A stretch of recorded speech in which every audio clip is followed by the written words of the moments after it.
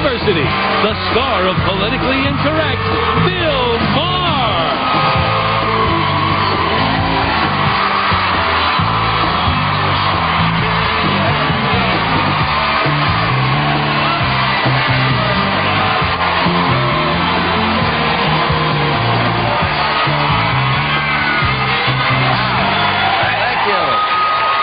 Thank you very much. Please, welcome.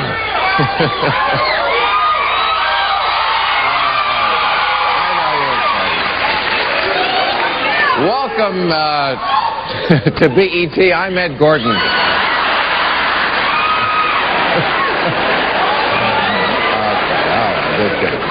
No, we are here on the campus of Howard University.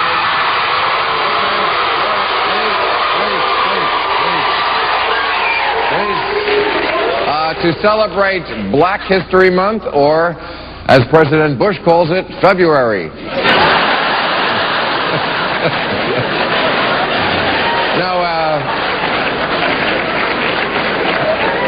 Now, Black History Month, we have made a lot of progress. I tell you, if Martin Luther King was alive today, he wouldn't even recognize this country, unless, of course, he tried to vote in Florida.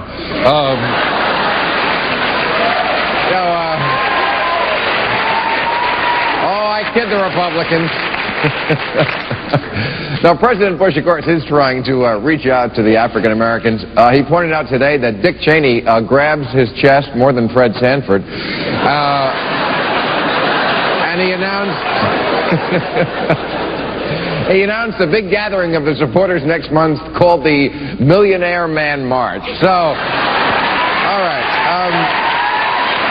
Let's meet our panel. He is serving his 15th term as the Democratic congressman from New York's 15th District, the Deputy Democratic Whip, straight out of Harlem, Representative Charles Rangel, ladies and gentlemen.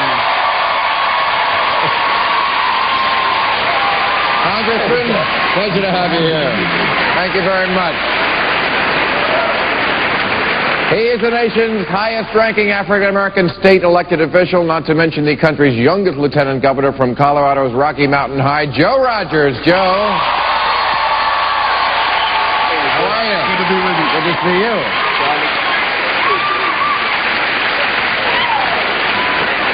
Her website is AishaTaylor.com, and she is the newest permanent host of E's Talk Soup, Aisha Tyler. Hey, you. Thank you for coming by. And the CD is Hotshot, the huge hit is It Wasn't Me, and he's the big deal recording artist. Mr. Shaggy is right over here. Mr. Shaggy. How are you? Okay.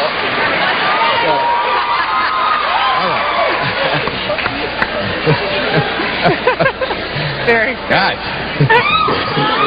I know. Looks like I need a little affirmative action. Yeah. Okay. Well, hey. Jackie.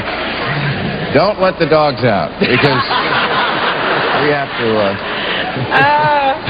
get on with the show. Okay.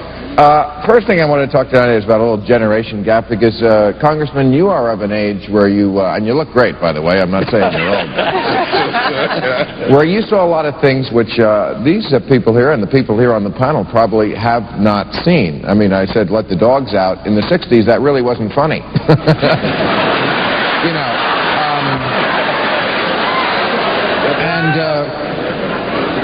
Oh, you're going to get some letters on that one. Yeah. But blacks 45 to 64 voted 61% last election, twice what the younger generation voted. They don't vote. They don't care. Congressman John Lewis, your colleague, said blacks are working, they don't feel threatened, and we have become complacent. And my question is, wasn't that the goal? Complacency? Well, I mean, if things are going so well that people don't want to get out of their seat and do anything, wasn't that what the whole point was? Well, I know that you're not serious, but you have to understand that half of America that could vote in the last election didn't think it made any difference, and they didn't participate. African Americans, because of the dogs, because of the hoses, because of the people who fought and died for the right to vote, know how precious that vote is. And if you're looking to see where the next... Well, apparently the young people don't, though. You should have seen what Because they happened. didn't vote as much as your generation did by I think half. that's All probably over because the they think they were country. voting for the devil and his brother. Who knows? All over. That's probably the situation. If you had gone around the country Who's the as I have... devil? The devil, you mean... In the case of, you know, if you look at both candidates and they were looking at it, well, you know, who represents me most? There's nobody of our color that was on either side of it. You know Well, what I'm does saying? somebody have to... Yeah, and I don't agree with that because I don't think that's an excuse. I mean, obviously it was choosing between the lesser of two evils, but the fact of the matter is, you got to live with the choice. Well, no, I you might as do. well, you know, make the choice at least be someone that you can live with, because now we're in a situation Well, I where do agree that, yeah, you know, we're SOL. you should go out and vote, yeah. I do agree with that. I cursed on SOTV without cursing. I think all of us clearly want to see an expansion in terms of the number of young folks that are voting, period, throughout the country. That's why, frankly, there's a new cadre of leadership throughout the country that may help to stir up passions among folks our age and younger, frankly, who want to see changes take place. And but it's not the same passion right. as was evidenced during I the never years of see Trump. any old black Republicans. All the black Republicans I see are your age. And I'm not... But you know what it is? No, I wasn't accused. I'm saying, No. isn't that a good thing? Isn't it a bad thing when all the blacks are in one party? Doesn't that lead to being taken for granted? Bill, it's I think it's a good thing if the Republicans would only do something to show some degree of sincerity. It would be with it. And you know what the difference comes down to? I think what you guys fought for, I think what you fought for was the ability for black people to have a diversity of opinion, to have a Absolutely. diversity of opportunity. Exactly. And if you want to be a Republican, you know, you're nuts, but good for you. You know what I mean? Go for it. You know the difference does come down to who we have you're with not us right nuts, now. are you? Charlie Lots of Rangel people in my family are opened up Republicans, so. doors of opportunity, not only for people throughout New York, but throughout the country as a whole. He's part of the reason why I was elected as Lieutenant Governor of Colorado. Folks opening up doors on both Well, why sides. are you a Republican? I believe that we ought Great to have a tax plan. presence in every single sector of American life, and that includes a table of both political parties. We ought to have our presence there, otherwise our interests are not protected. We ought to, and we're diverse enough as a people. Our diversity is we are not a monolith as a people. The civil rights movement that Charlie was so engaged in particular, my father and grandfather, was about assuring that there was no door that we could not go through and no opportunity that we could not take advantage of.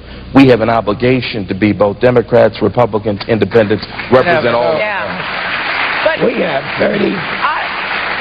have 38 African American members of Congress that are Democrats in the Congressional Black Caucus. Yeah. There's only one black member on the other side. We could be much more effective if the Republicans did have some African Americans there. We could get more out of our party and more for our country if we had something to bargain with. But when they become Republicans, then that's what you get. They're nuts. Well, They're Uncle it Tom.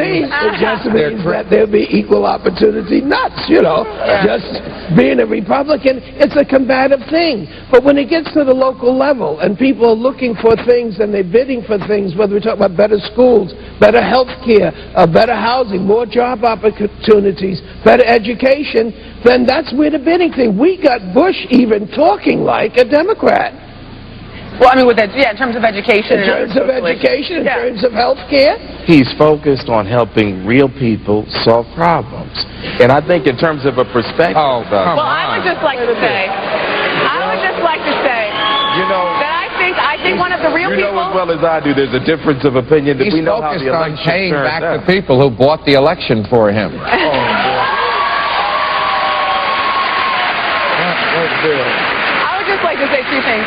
I mean, I think that you know, the proof is going to be in the pudding with Bush, and regardless of what his rhetoric is, as mispronunciated as it is, that's not even a word, but he would have said it that way. The man truly does need to get himself phonics. It's funny. He does sound like Don King. George Yes, Bush. I don't know how that happened. I'm so excitable to be leadifying the country into the new millennium. All right, hold that thought. I got to take a break. We'll be...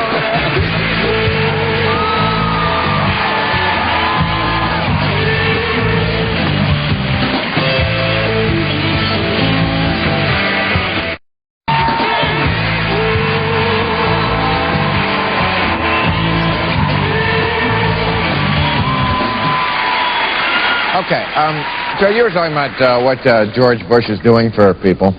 And one of his big initiatives, of course, is this faith-based funding. According to the Bush administration, it's no good to just give money out because it gets caught up in the bureaucracy if you give it to the state and local levels. You want to give money directly to the preachers. What? That's what they're doing.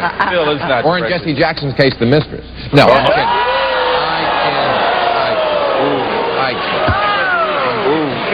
I love Jesse. Touché on that one. But Jesse Jackson is against this because he said the church needs money, but it needs independence more. And I think he sees this as a threat. The black church has traditionally been a great community center in the black community. And if you let that dirty Republican money in, ooh. Well, let me say, first of all, this might be our only chance at reparations. So I suggest that everybody jump on it while you can. That's what I'm saying. This is about as close as we're ever going to come. You know, we have got good churches around this university and all throughout the country that are doing good things for people. And frankly, they're doing it working hard every day and not a lot of resources in place. And if we can help them in some way, shape, or form through this faith-based initiative, to be able to utilize resources, provide good services for people, and help people, which is their mission. Yeah, except no money ever changes hands, as you politicians well know, without some strings attached. So let's limit those strings, Bill. And what? We need to limit the strings. And I think what Bush is trying to do is to limit those strings. We don't want to limit have those strings. Absolutely. You don't want to have those things attached. You want to free up. Let me tell you, free up things so the churches can here's get an about example the of those doing good limited strings. It says, when Mr. Bush was governor of Texas, the state gave $8,000 to a job training program that required students to study Scripture and taught them that accepting Jesus as their Savior would help them prepare them for employment. No, wait a minute. So those are the lack of strings that are involved in programs like this. I've watched the show long enough to know where you are in terms of religious thinking. But there are some good folks out there that believe in the good Lord, that work hard every day. Yes, they believe in Jesus Christ. But there are as a some part of who their don't. lives. And I think that there's some ground that we just don't cross over. You have good folks that want to work hard. The Lord is a part of their life, gives them a sense of vision and purpose and hope in good times and in bad. But the government Shouldn't be a part of that. If you love the Lord, you don't need the government getting involved in it. Well, you know what? I agree with that. And that is, the constitutional threat is that he who gives the money determines who the Lord is. Yeah. And when Minister Farrakhan was policing public housing, and he had a government contract, and it went unchallenged, and crime went down, people had more respect for each other. The Republicans found out about it and went berserk, went to the Housing and Urban Development Board. They didn't want black Muslims involved with anything. And it was clear that they were not trying to make Muslims out of the people living in the projects. They were just trying to bring down crime. But it's a dangerous constitutional question as to who will be selecting the Muslims, the Catholics, the Protestants. Which churches? You know, and you start doing that.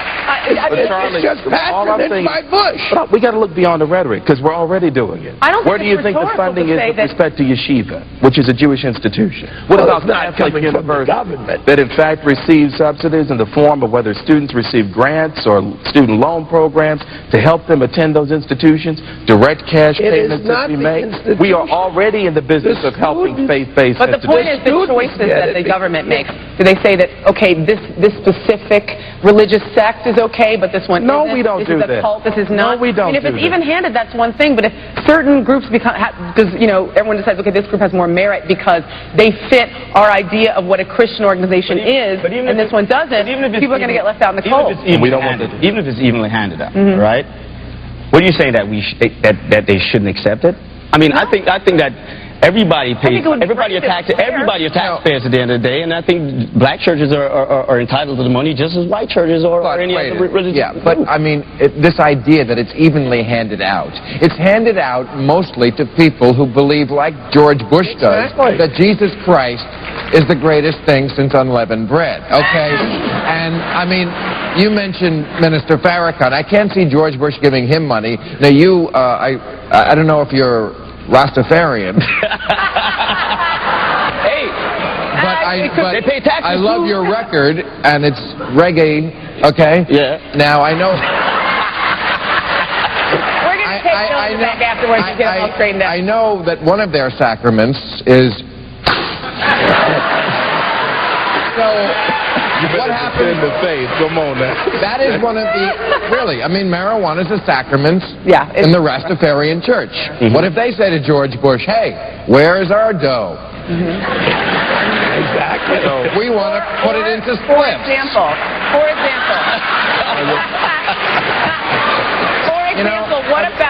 what about a religious sect that advocates that women don't work, that they stay home, that they aren't educated, that their place is in the home and out of school?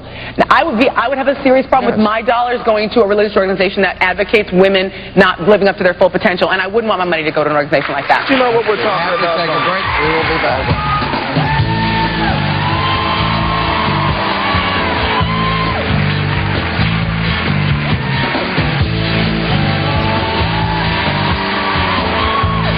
Tomorrow, when our guest will be actor and comedian Bill Bellamy, actress Lynn Whitfield, Howard University. Okay, during the break, you were just patronizing Joe. I was, You were. You said, oh, there's the three of you. Right, him, Larry Elder, and that other guy from Chicago. So, you know, But there's a lot. I bet you there. How many Republicans here on campus?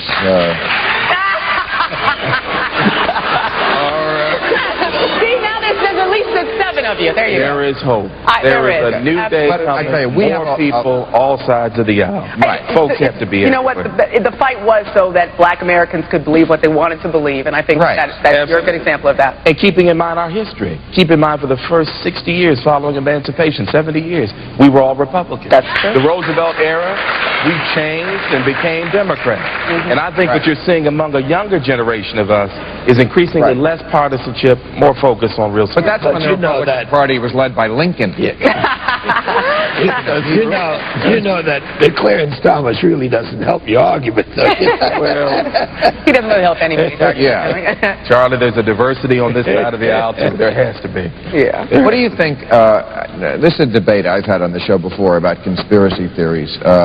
That's one thing I think where whites and blacks still don't agree very much. A lot of black people think a lot of stuff is a conspiracy. That this, right there, everything from AIDS, was a government conspiracy. Look at that. Crack was the CIA.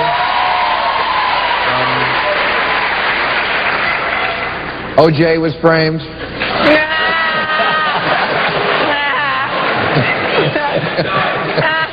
But, Bill, I'm not quite sure that's a black domain. I thought it was Hillary Clinton and the vast right-wing conspiracy in the country. If you think about it, white people have some incredible conspiracy theories. Elvis is still alive, right? Britney Spears has talent.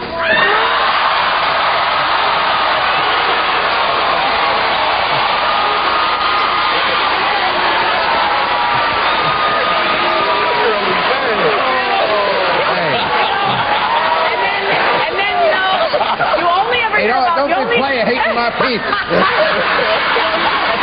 But you only ever hear white people talking about trailer park alien probes. You know what I'm saying? That it's completely a white thing. Speaking of Elvis, I saw Bob. Elvis was kicking it with Tupac. Yeah. Oh, okay. And the aliens are still coming in. Yeah. Absolutely. That's a white thing entirely. Black folks never say, man, I was kicking on the corner, and this alien came down and probed me in the booty. Never hear that. Never hear it. Right. Right, because the New York City police are probing them in the booty. They don't have to go that far. Now you want a conspiracy? You got one. There you go. What? Black people think conspiracy because they no exist. question that when it comes to profiling, when it comes to the Diallo case, when it comes to people coming and selecting those that they don't believe have the political power to fight back, that's not a theory, that's a fact. Yeah. Right. Okay. We got to take a break. We will be right back.